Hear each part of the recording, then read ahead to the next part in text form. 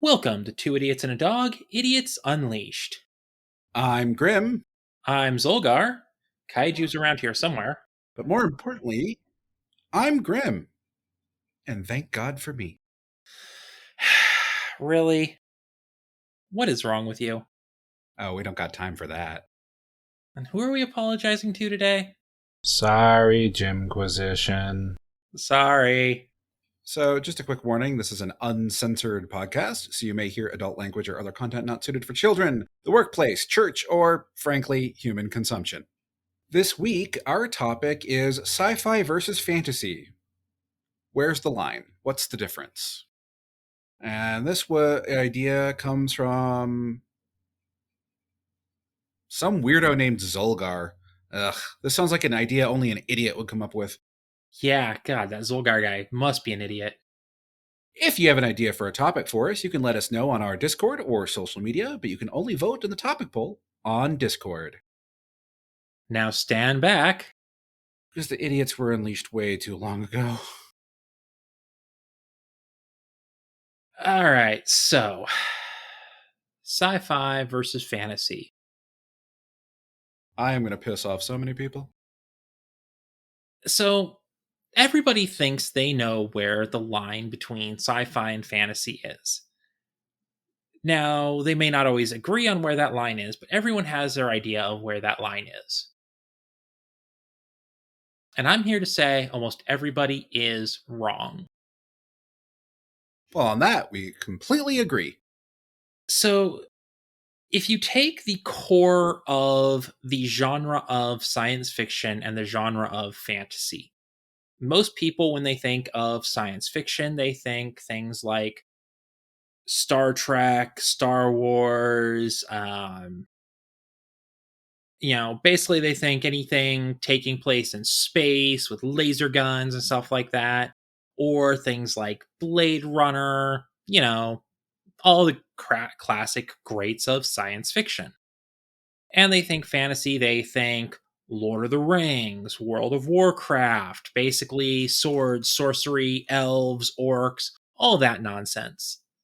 But the problem is there is so much bleed over between the two.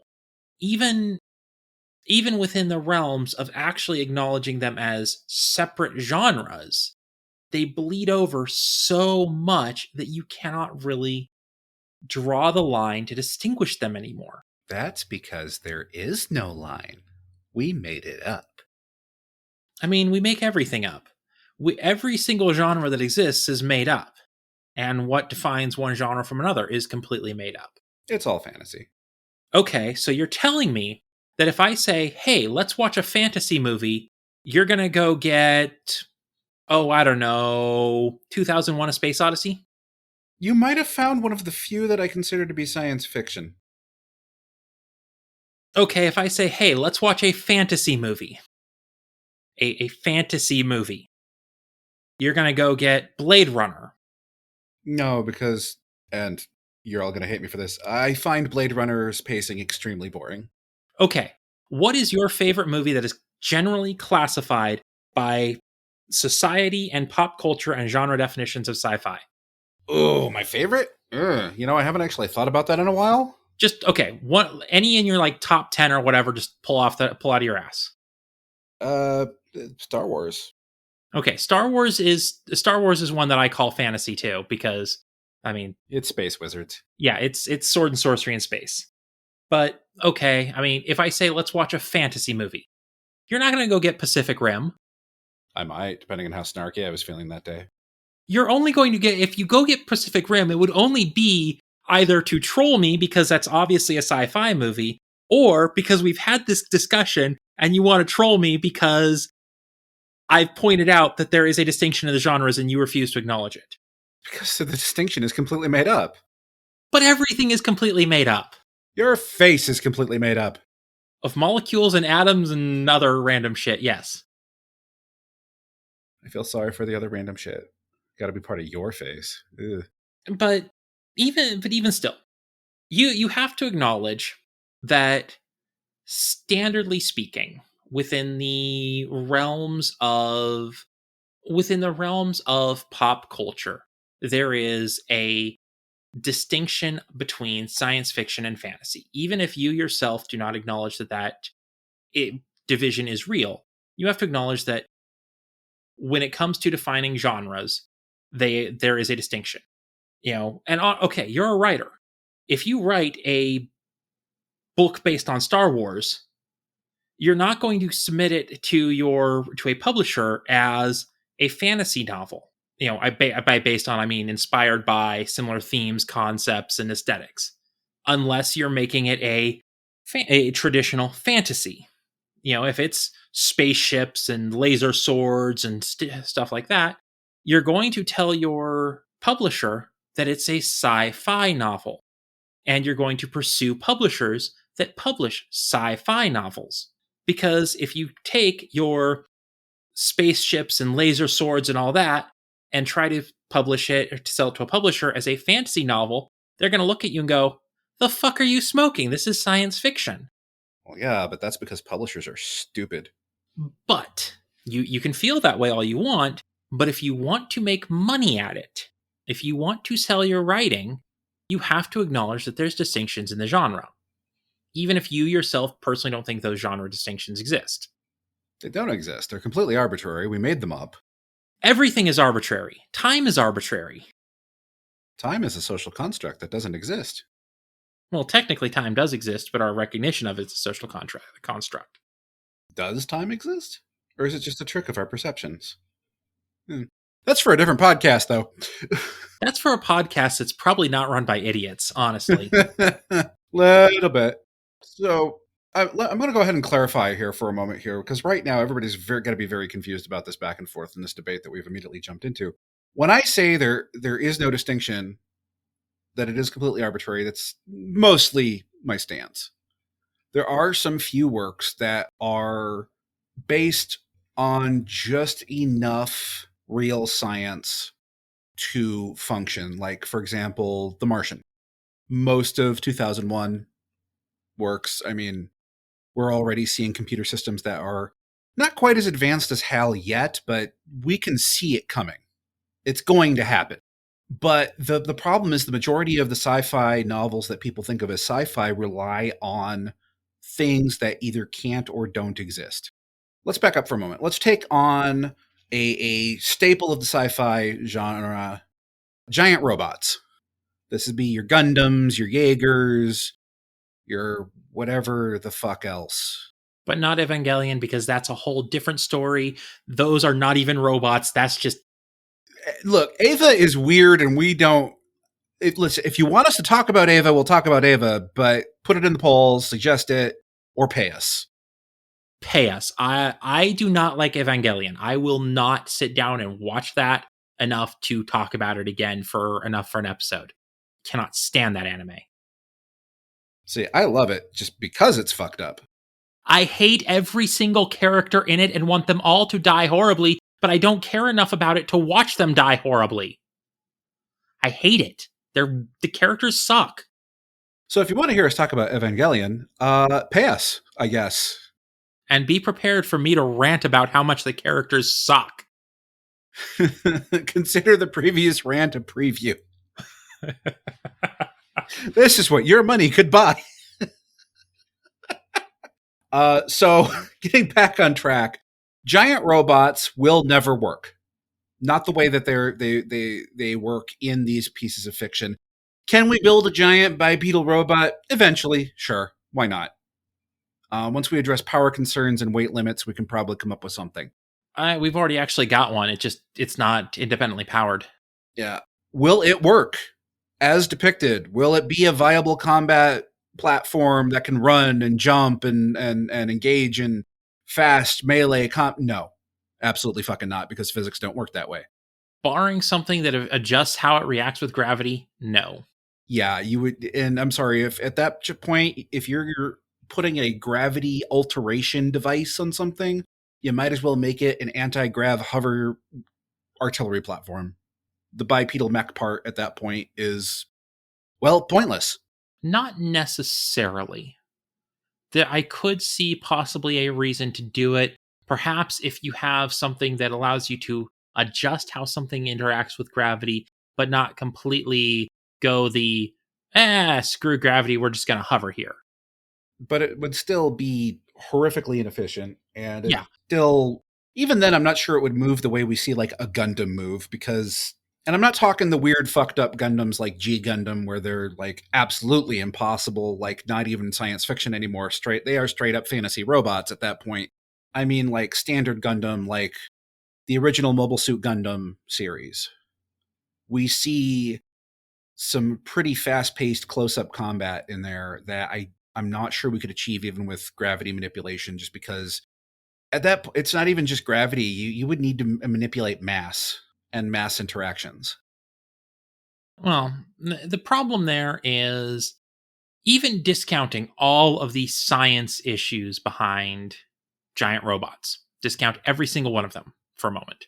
They're just plain fucking impractical. They really are. Someone somewhere will build one because it's cool, but this will never be a mainstay adopted military platform, period. So we've got that. We've also got a whole lot of other properties that rely on, as you like to put it, unobtainium. Whatever MacGuffin resource lets the weird, crazy stuff happen. Yeah. So, and if you're not familiar with the term unobtainium, it's basically used for a material that does not exist yet that we know of that has properties which allow it to do something weird. I mean, if you watch James Cameron's Avatar, they straight up call the metal in that unobtainium. And some people took issue with that. I personally think it's great because that is exactly what the nerd who found it would call it because, well, people are nerds and we love the word unobtainium. It's a great word, and it perfectly encapsulates. Unobtainium and MacGuffin are two words that I love for this because it doesn't matter what it is. It really doesn't. It's just enabling the mechanics of the story to continue where they otherwise would not be able to. So, you've got Dilithium. Yeah, dilithium. Is there a substance in the universe that could function like dilithium? Maybe, but that's a hard maybe. And honestly, overall, dilithium is one of the less egregious examples of unobtainium. So many of them, it's just like, oh, well, we found this new resource and it allows us to do a billion different things. It's not just, oh, well, it allows us to generate infinite energy or something. Mass Effect is really guilty of that one. Welcome to Element Zero. You want psychic powers? Element 0. You want FTL travel? Element 0. You want, I don't know, a giant mechanical horse dick? Element 0. I think I have that mod. God, you would. Jesus Christ. But yeah, Mass Effect is a really good example of the like, I'm sorry, nothing in Mass Effect will ever work. You could probably come up with things to mimic the effects using like 47 different technologies cobbled together, like 100 or 200 years from now, maybe. But as presented, no. The only thing that makes it work is the element 0. And bearing in mind, I'm not saying these stories are bad. I'm not saying the use of unobtainium is bad. None of this is saying that this is bad. What I am saying is that because they rely on a truly fantastical element that does not fucking exist, they are fantasy. Well, you can say that, but you still have to acknowledge that if you are talking about fantasy games, if you are having a conversation about fantasy games with somebody, and you start talking about Mass Effect, they're going to look at you like you're stupid and don't know what you're talking about because by the standard genre definitions, which yes are made up, but everything in language is made up, and we all acknowledge that it means something. By the standard definitions of genre, Mass Effect is science fiction. Okay, but we also have properties that completely look at that dynamic and go, fuck that. And that is the whole point of this episode, really. So I'm gonna pull up two examples immediately. One is Escaflowne. Oh, it's got giant robots. That makes it sci-fi, right? No, if I recall right, Escaflowne is pretty much high fantasy, but giant robots. Because they're powered by the hearts of dragons. Even the bad guys, which are like the evil empire, techno empire, or whatever the hell, who have like the more technologically based systems, they're still using these fantastical resources that they're taking from other people. Also, the main character is psychic, like precog. Let's see. And then we're going to go over into another fun one. The original video game Nier. Nier. Nier. Most people are going to look at that and go, oh, this is a fantasy game. I'm not familiar enough with it, so. It's not, though. It's a post-apocalypse game. Now, of course, here's the question. Can post-apocalypse be fantasy? Oh, sure. And I mean by the standard definition of fantasy. Oh, yeah. It exists. As a matter of fact, everybody here knows it. It's called Lord of the Rings. Well, here's the thing. Lord of the Rings is not what I was thinking. Lord of the Rings is sort of post-apocalypse, but it's post-apocalypse within its own world, so it's after a cyclical cataclysmic event. But there's another major one that is actually much more obvious. Post-apocalypse world becomes fantasy, and its post-apocalypse real world becomes fantasy world. All right, which one are you thinking? The Shannara series. Yeah. I keep forgetting that exists. Also, Wheel of Time. I don't know how much it's real world versus cyclical fantasy world, but up to the point I got, there was a lot of things that kind of hinted that the technological advancement of the previous age was not what you would expect from a high fantasy world. Let me ask you a question. Based on your rules, because that's the point of the episode, these rules are completely fucking arbitrary, how do you classify Minority Report? Okay, Minority Report's a bit of a tricky one, because it is a... I mean, it certainly got advanced technology, which most people consider traditionally to be sci-fi. Now, psychic elements are a common staple within science fiction as a genre. Now, I will acknowledge that there is the issue that... Okay, here's the problem with that. There is some limited, very limited, and honestly circumstantial evidence of limited precognizant or psychic abilities within humans. And we must stress that as of this recording, at least, very, very limited. And circumstantial. So that becomes a... Minority Report becomes kind of a bit of an oddball case here, because we have potentially examples that maybe it is something possible for humans, but also it's probably not. Yeah. Especially as depicted, the level of precognition, they're using it to arrest people for thinking of doing a crime, which we're not going to get into that in this episode, because that is a whole different kettle of fish that is rotten to the core. I would have to say that by my definition, I would call Minority Report ultimately sci-fi with mild fantasy elements. Now, for the ease of the people around me, and this is where we're getting into this, like, whole my stance versus practical functionality, I would refer to it as sci-fi for the sake of other people, but I consider it to be, frankly, fucking fantasy, because the whole thing is predicated on precognitive abilities that, to the extent they are shown, do not exist. Can't exist under the rule sets that we currently know. But you're also the one who will classify any science fiction based on outdated science as fantasy as well. A lot of it, yeah. Which I personally consider a huge insult to the classic science fiction authors. I don't. And it's not meant to be insulting. But the fact of the matter is, okay, I'm going to go ahead and pick on one of your big ones. Jurassic Park cannot happen. No, it cannot. But at the time Michael Crichton wrote it, it was theoretically possible within the understanding of science we had at the time So it was speculative use of science that existed. But we now know is completely impossible. Therefore, it is a fantastical work of fiction. It's a good work of fiction. It's an enjoyable work of fiction, but I don't consider it to be true science fiction. True science fiction is incredibly rare these days. Which is, again, part of the point of the episode, is these things have been intermingling for so long that it's practically meaningless anymore. But you also don't really believe that true science fiction actually exists, because I never said that. I said there was very, very few cases of it.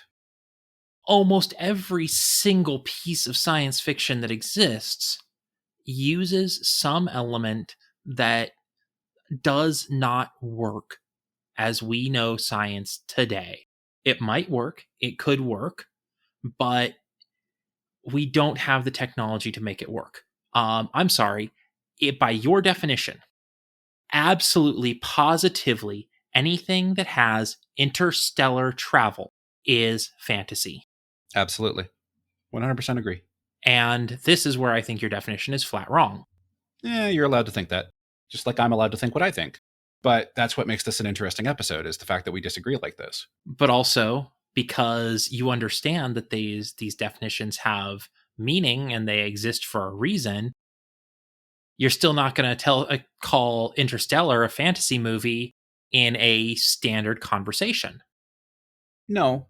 And I recognize that my opinion is the outlier here, but I still firmly believe that it is the correct opinion. Again, there's a difference between correct technical classification and practical conversation.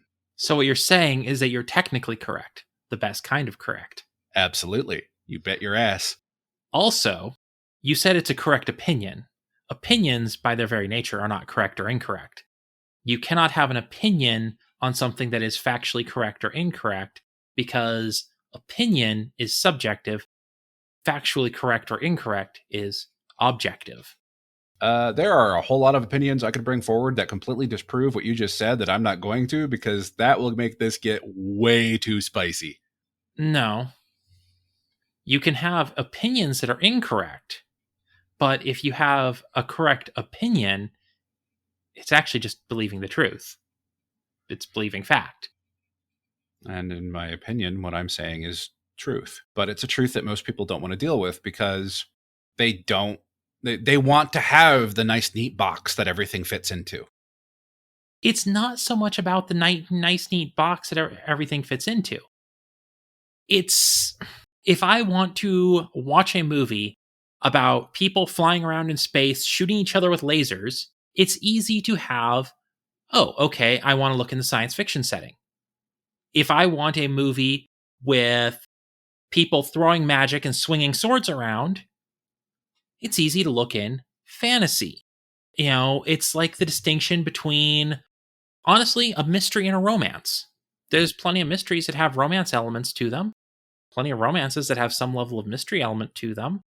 But honestly, at the end of the day, both of those are not what you would classify as fantasy most of the time, but it gives a nice, easy way to say, I want to read this kind of book today. Sure, but the inherent problem with that is that these labels are increasingly meaningless as genres become more and more blended with new properties, or even re-examining old ones. Flying around and shooting at each other with lasers in space. Star Wars. But that's fantasy.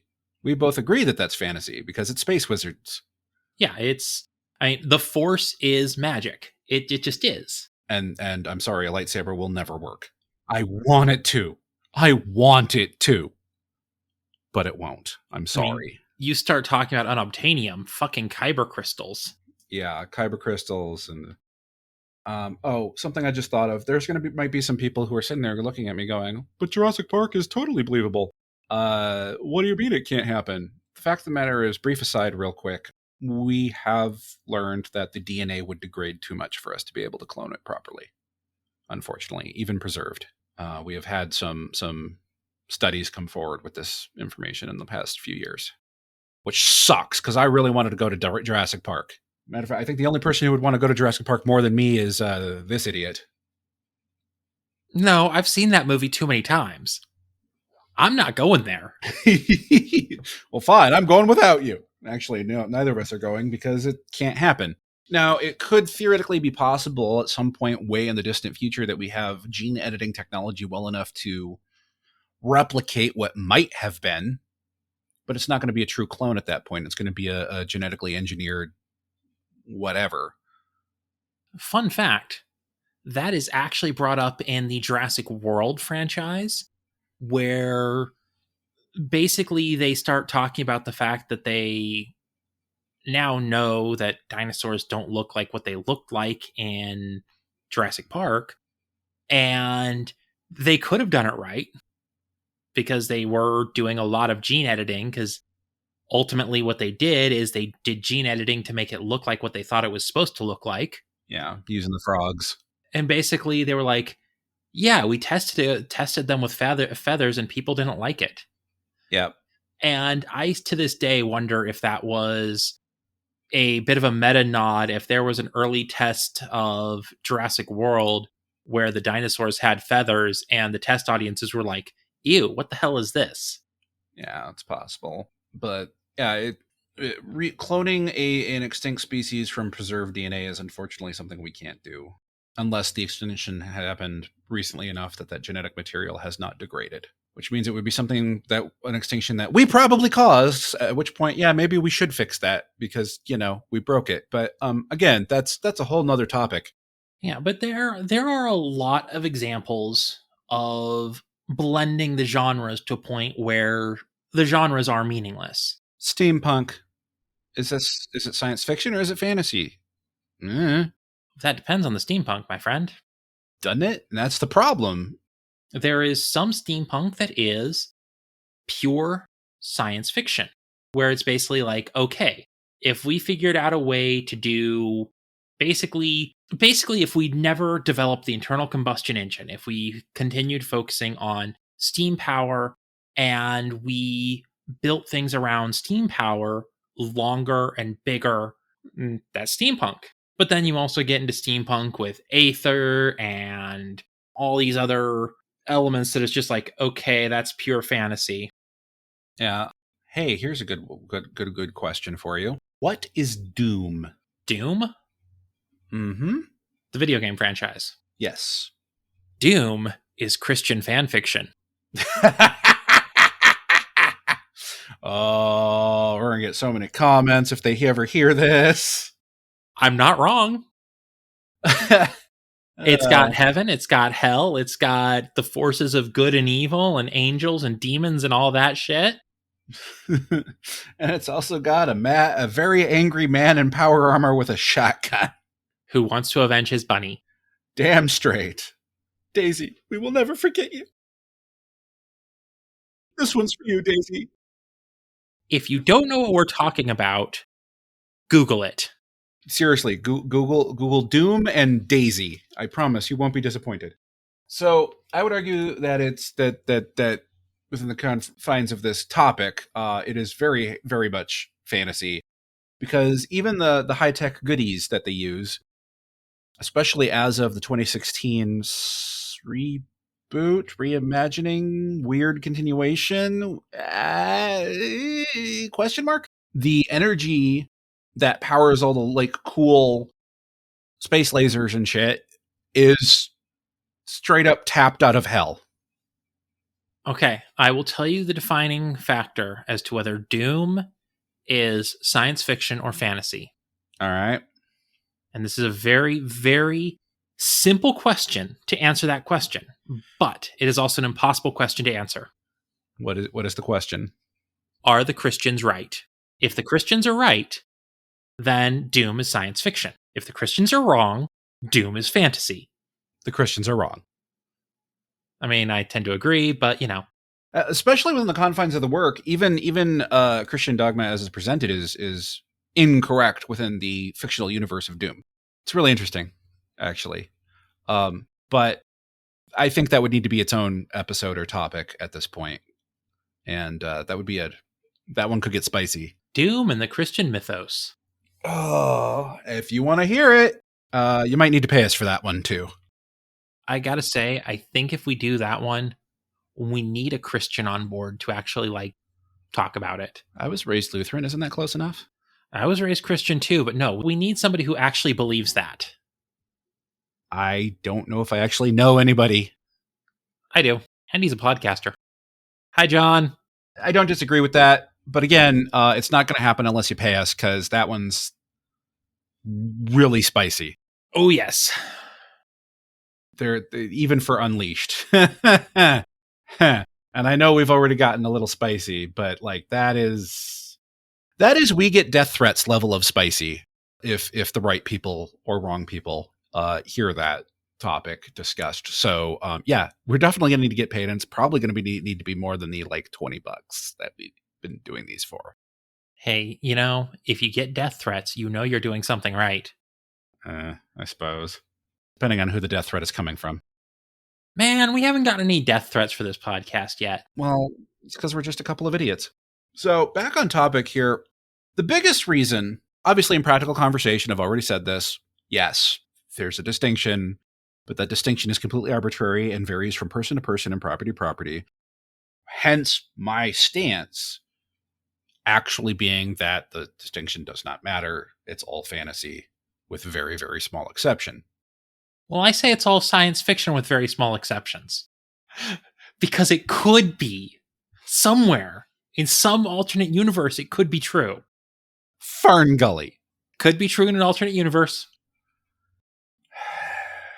The infinite multiverse theory states that everything is correct and true somewhere. Now you're just being an idiot.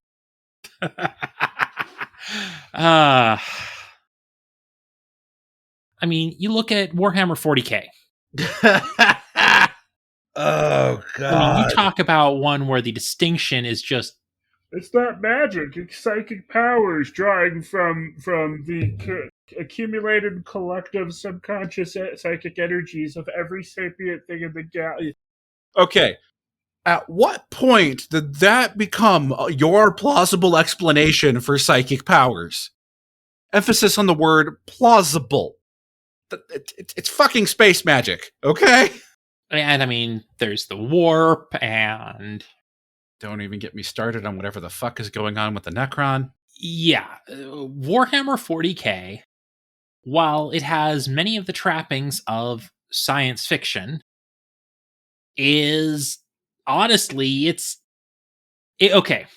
If I had two boxes, one was science fiction, one was fantasy, and someone handed me Star Wars and Warhammer 40K and told me I had to put one in each box, Star Wars is going in the science fiction box. Yeah, because at least their weird space magic is not quite so fucked up. There is some tiny level of plausibility to the idea that there is an energy field generated by life that certain living individuals can tap into. Yeah.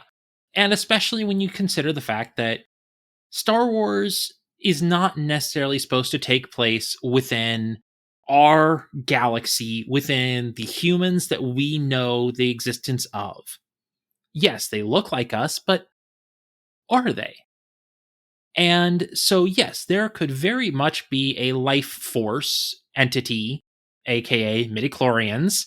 There could be some form of entity that creates an energy field that is that can be interacted with. Whether something it creates that energy field and people interact with it, or something exists within people that lets them interact with that or what, or even if it is generated by all living things, and as a common theory is, midichlorians are drawn to those who are strong with force connectivity as opposed to actually being a measure of force. But that starts getting into a whole different topic. That would be...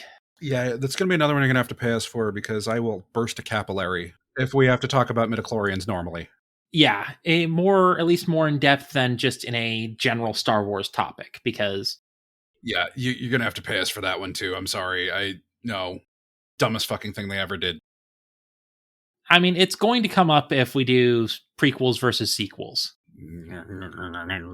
Anyway, so you take all of that and then you contrast it with orcs. It works because they say it does.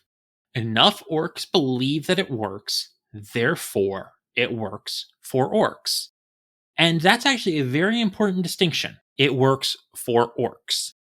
If a space marine picks up an orc shooter, it's probably not going to work for that space marine, because the space marine is going to look at it and go, this is cobbled together with space duct tape and baling wire, and is that chewing gum? Also, can I just say that I'm really, really disappointed that they basically made the orcs like knockoff Cockney when Space Redneck was right there. Space rednecks. Because I'm sorry, that's how their technology works. But you got to remember, the orcs were made by Games Workshop, and Games Workshop is a British company. Yeah, well, we're not going to get into Games Workshop because we don't want to get sued. Anyway, and these are just two big properties that are out there. There's all sorts of other properties. Like I said, Nier as a franchise is a head scratcher. Well, it's fantasy. Well, no, it's sci-fi. Well, no, it's fantasy again. Son of a bitch, make up your fucking mind. I got another one for you for that. Final Fantasy VII. Final Fantasy. I mean, just for the Final Fantasy in general. But, like, some of them are more, okay, this is fantasy than others. Yeah. 7 includes a lot of advanced technologies, but it's powered by a MacGuffin power source, Mako.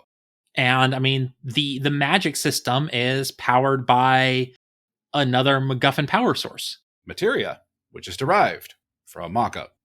Stacking layers of unobtainium at this point, right? Let's go with another really popular right now Final Fantasy entry, Final Fantasy XIV. I cannot speak to that one at all because I've not played it. Yep, I expected that. There is a whole lot of technology, including advanced precursor trope technology, because of course there is. Had to happen eventually, right? But it all runs on ether. Magic. Oh, it's Aether? Therefore it's steampunk. No, not enough gears. We need to glue some gears on it. Glue some gears on it and call it steampunk. I mean, and that's just the tip of the FF iceberg. Really, the 6 Magitech. They literally have technology powered by magic called Magitech. Is that sci-fi? Is that fantasy? All right, I got another one for you that really demonstrates the complete non-existence of an actual solid defining line. All right, let's start off with Eberron. Mage punk. So you've got high tech, but all the high tech is magic. So it's pretty easy to say, okay, Eberron is fantasy with some sci-fi elements to it, but those sci-fi elements are still magic, so it's still just straight up fantasy. I can understand that argument. Spelljammer. It's fantasy. Everything's still magic. Well, yeah, but like they have guns that aren't magic in Spelljammer. Like, I don't know what to tell you, Chief. Well, and I mean, it's also got a lot of the major tropes of science fiction. It's got interstellar travel, you've got spaceships, you've got alien races. But it does have the single most important thing that most sci-fi is lacking. Vampirates! Okay, here's another one for you. And by the way, this is still sticking within the tabletop role-playing game genre. The Iron Kingdoms. Oh, Iron Kingdom's my beloved. But I mean, that one, you start talking trying to define the line in that one between science fiction and fantasy, because it's basically diesel punk mixed with high fantasy. Yep. And I love it. Oh, it's great. Oh man, their firearms catalog was chef's kiss. And one last one. Can you guess what it is? No, because what's a brain? Starfinder. Oh yeah, Starfinder. And the entire point of Starfinder is to mix fantasy and sci-fi. The entire point of Starfinder is Pathfinder. In space!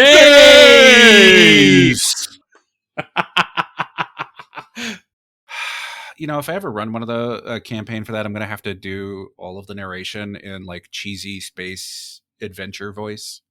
And today we join our intrepid heroes as they explore the galaxy. Okay, I'm done. So if you'd like to see us do an actual play... Yes. And we go to the one place untouched by capitalism. Space!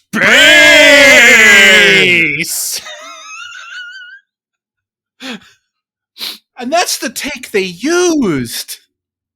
Oh, Tim Curry, how we love thee. We do. I adore that man. Oh.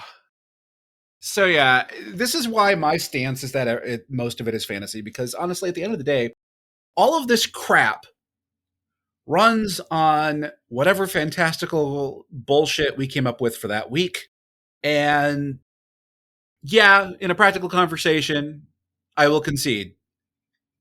I'm gonna refer to a lot of the things, Battlestar Galactica, blah, blah, blah, blah, as sci-fi to someone I'm talking to. But on a technical level, it's all fantasy. I mean, on a technical level, everything made up is fantasy. Not everything. What's the definition of fantasy? What's the definition of your face? Hideous.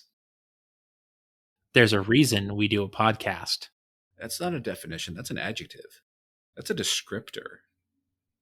Yeah, well, your face is a descriptor. Your mom's face is a descriptor. Your face's mom is a descriptor. That makes no sense. Your face makes no sense. Your mom's face makes no sense. Your face's mom makes no sense. I don't even know what bit we're doing anymore. The fuck is wrong with us? I don't know. What's wrong with you? So basically, the entire point of this episode was for us to sit down and just kind of point out the fact that, yeah, actually, these definitions are completely arbitrary. There is no hard line. And if you want to see just how arbitrary the definitions really truly are, I have a challenge for you. And that's a challenge for you, the listener, as opposed to specifically for you, Grimm. Oh, good, because I'm too fucking lazy to do whatever the hell you're about to say. You have two boxes, science fiction and fantasy. These are the only two genre boxes you have. Put the MCU in one of them. I thought about bringing up superhero. Oh, okay. Superheroes in general, like... Well, and there's a reason I specifically stated the MCU as opposed to superheroes. Because, you start talking superheroes and you've got... You've got the entire gamut. You have everywhere from scientifically plausible superheroes, like, for example, Batman. Some versions of Batman, the gadgets he has are pure fantasy at the technology level that it's displayed in. Yeah. But for the most part, Batman's concept is high-tech gadgets and extreme training paired with being fucking brilliant, which is something a lot of the movies don't really demonstrate, is how smart Batman is. Yeah, he's the world's greatest detective. He's smart, intelligent, observant, well-read, well-educated. These are factors that need to be addressed more within his canon, in my opinion. And then you've got fucking Superman. Well, I'm an alien who processes sunlight to give myself superpowers. How does that even fucking work? And then you have John Constantine. He's a fucking wizard. Just a fucking wizard. A bastard of a wizard. And if I recall right, DC doesn't really tend to have the, like Marvel-style mutant, does it? They're just weird. They're just people that have weird powers. There's no hard classification of mutant like that. No. But are there metahumans in DC that there is not some source of their power, like a science experiment or an accident, or it's just like, Oh, they just have powers. Killer Croc? But does Killer Croc really have powers, or is he just god-awful ugly? Depends on continuity, my friend. And that's the problem with comics. Yeah. Hey! Going back to the MCU for a moment. Yeah, you're going to have a lot of fun figuring that one out, because even Thor himself, in his first movie, lays that shit out. You believe that science and magic are different. I come from a place where they are the same. And then Good fucking luck. you have Doctor Strange, who is straight up fucking magic. Just straight up fucking magic. And I mean, in the MCU, you have metahumans with powers naturally. And this was even before they now introduced mutants. Yep. Because, I mean, Quicksilver and Wanda had their powers naturally. Granted, we later find out that Wanda's are magic, but she is inherently born with that magic. Well, here's the problem. In the CBU, they actually got their powers from the cube, supposedly, but it turns out she had magic all along. And this is the problem with the MCU. Oh, yeah. Then you've got super serums. You've got weird super science. You've got ultra tech. You've got magic. You've got aliens. And it just... And no matter where you try to put the MCU, it's going to be wrong, which is why superheroes are their own genre. I have a question for you. 42. MCU Vision. Is he a sci-fi construct? Is he a magic construct? What the fuck? Like I said, have fun figuring this one out. You can't. You literally cannot. It is so interwoven. It is so fucked up and weird that you cannot classify it as one or the other. I can actually very easily classify Vision as one or the other under one simple distinction. Okay. We just simply have to decide if an unobtainium MacGuffin renders something science fiction or fantasy. See, I firmly believe that an unobtainium MacGuffin renders something fantasy. And in the particular instance of the Infinity Stones, I will actually agree that the Infinity Stones go into the fantasy realm of MacGuffin. Yeah. Because Vision was powered by an Infinity Stone. His core body was a artificially created construct. It was a robot. It was a really advanced fucking robot. It was a fucking robot too. Hey. Hey-oh. Yeah, we're kind of getting off on a tangent there with the whole MCU thing, though. Like, your point, I think, was well made in that, how do you classify the MCU? You really can't. Like, and you as an individual out there listening are probably sitting there right now, well, no, I can totally classify it. Here's the fun part. Ask 10 of your friends. If you all agree, bullshit. Someone's lying. And of course, bearing in mind that is under the ruling that you cannot classify it as superheroes, that you have to classify it as either science fiction or fantasy, that it is one of those two. The individual properties gets a little easier depending on the property, but we're not telling you to do the individual properties. We're telling you to do the MCU as a whole. I mean, because, okay, Doctor Strange is straight up fantasy. Yeah, he's straight up fantasy. Iron Man? Sci-fi. By traditional definitions, sci-fi. He relies on materials and power sources that don't fucking exist or work that way. But so I call it fantasy, but traditionally on a practical level, most people are going to refer to it as sci-fi for Iron Man. And, then you've got Thor, who... Thor gets a little bit wonky because... Well, Thor, by his own admission, considers them to be one and the same. Magic and science are the same thing to him. So what the fuck is he? And that's the point of this exercise. And if you want a slightly easier challenge than defining the MCU as sci-fi or fantasy, what's another good one that's kind of hard to define but not quite so... I have no idea. Frankly, all of them are weird to me at this point. Well, I mean, okay. Star Wars. Defining Star Wars as one or the other. is not as straightforward as people think. Yeah, I maintain fantasy, but there are going to be people who are going to argue and argue hard that it's sci-fi, even though it's space wizards. Okay, here's a fun one to classify. Shadowrun. I ain't touching that with a 10-foot pole. Not for this particular thought exercise. Because it's one of the classic blurring the line to the point where the line doesn't exist. Yeah.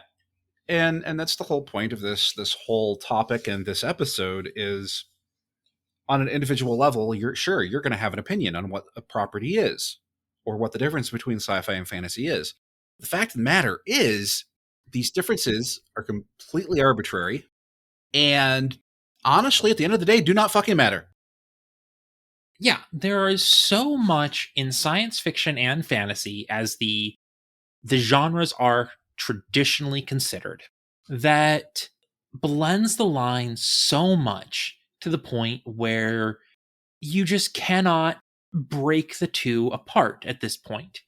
Sci-fi and fantasy are so irrevocably intertwined that even within the definition, even within the standardly accepted definitions, or within your opinion of the definition, no matter whose opinion that is, unless your opinion is an extreme one like Grimm's that there is only one, you will find examples that just blur the line to the point where it's a Venn diagram with a huge overlap.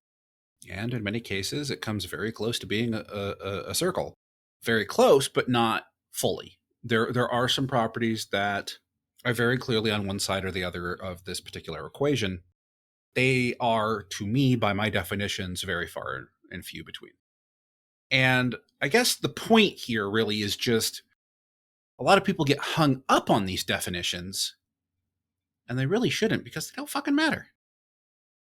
Yeah, use the definitions to help you define what you're looking for or help you define what you're working on, but don't use them to constrain what you're working on or what you're looking for.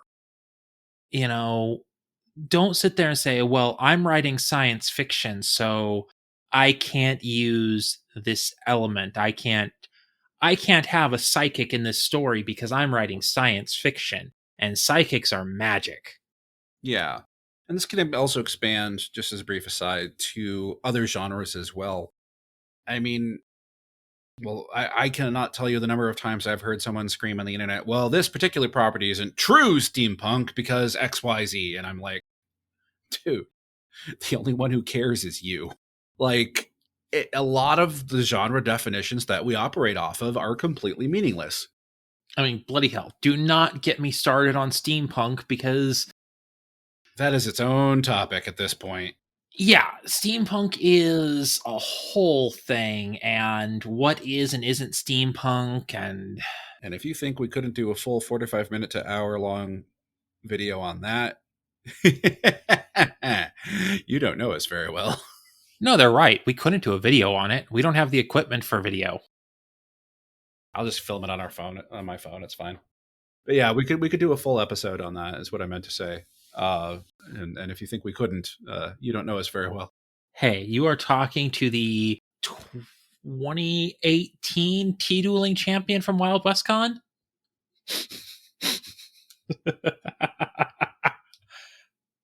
That's right. You got an honest-to-God celebrity on this podcast.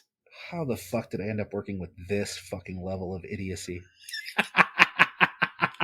Somebody call my agent. You don't have an agent.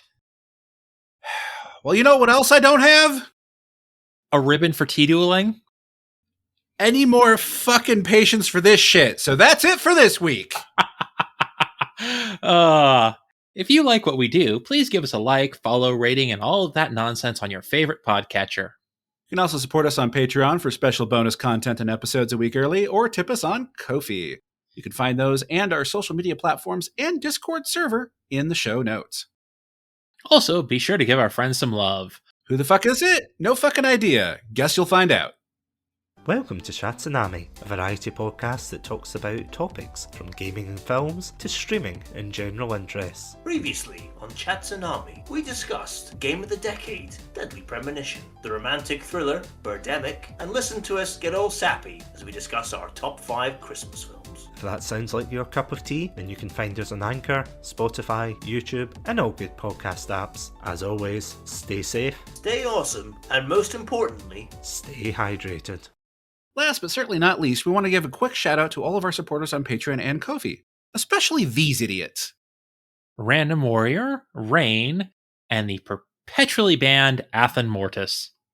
You know what you did.